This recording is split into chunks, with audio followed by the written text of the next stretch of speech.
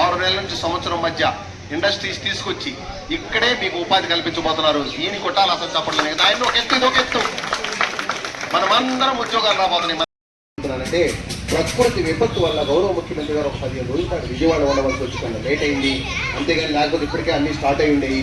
దయచేసి అన్నిదా భావించకుండా 3 నెలల సమయం 100 రోజులు మాత్రమే.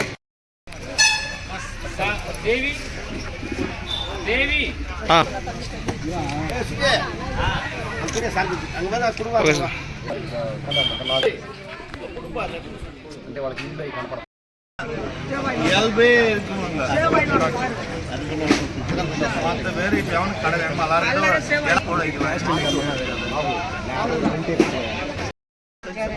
మా భవిష్యత్తు మీ చేతిలో ఉంటే ఏం చేస్తారో చేయండి. కాంప్లెక్స్లో షాపులు అడుగుతా ఉన్నాం. అది ఉండే కాంప్లెక్స్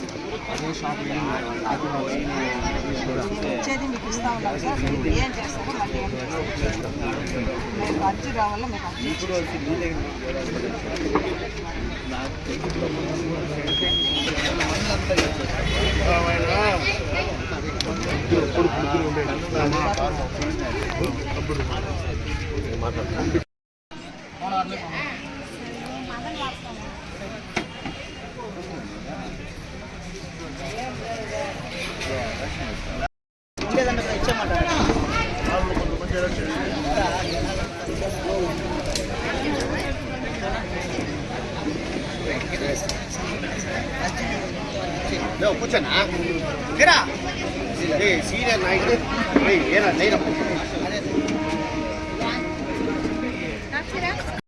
నమస్కారం. ఈరోజు ఉపపురపాలక సంఘ పరిధిలో ఈ వార్డు బాట మరియు మంచి ప్రభుత్వం అనే కార్యక్రమాలు జరిగినాయి. ఈ కార్యక్రమంలో మన గౌరవ ప్రజాప్రతినిధులు అందరూ పాల్గొన్నారు. ముఖ్యంగా నేను తెలియజేసేది ఏంటంటే ఈ వార్డులో సుమారుగా 300 అప్లికేషన్లు వచ్చినాయి. ఎక్కువగా ఇల్లు కావాలని, స్థలాలు కావాలని, రేషన్ కార్డులు కావాలని, పెన్షన్లు కావాలని ఇవి ఎక్కువగా వచ్చినాయి.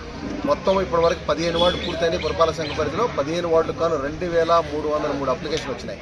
మొత్తం 25 వార్డు పూర్తయ్యేసరికి సుమారుగా 2500 అప్లికేషన్లు వచ్చే అవకాశం ఉన్నది. అందులో ఎక్కువగా 50% హౌసింగ్, రైస్ కార్డులు, పెన్షన్లు ఇవే ఉన్నాయి. తర్వాత వ్యక్తిగత సమస్యలు ఇవి. అవి కాకుండా మనకి మౌలిక సదుపాయాలు, నీళ్ళకు సంబంధించినవి, తర్వాత డ్రైన్లు, రోడ్లు అవి కూడా విస్తృతంగా వస్తున్నాయి.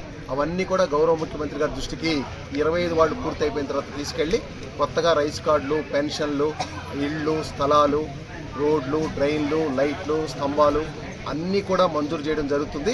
25 వార్డు పూర్తయిన తర్వాత మరలా మొదటి వార్డు నుంచి ఏదైతే హౌసింగ్ అప్లికేషన్ వచ్చినాయో మా సిబ్బంది, వార్డ్ ఎమ్యూనిటీసు, సచివాలయ సిబ్బంది, వెల్ఫేర్ అసిస్టెంట్, మున్సిపల్ కమిషనరు అక్కడుండే గౌరవ ప్రజాప్రతినిధులు అందరూ కలిసి ఇంటింటికి వెళ్ళి ఎంక్వైరీ చేసి హౌసింగ్ వరకు కొన్ని రోజుల తర్వాత వాళ్ళకి ఎండార్స్మెంట్ ఇవ్వడం జరుగుతుంది.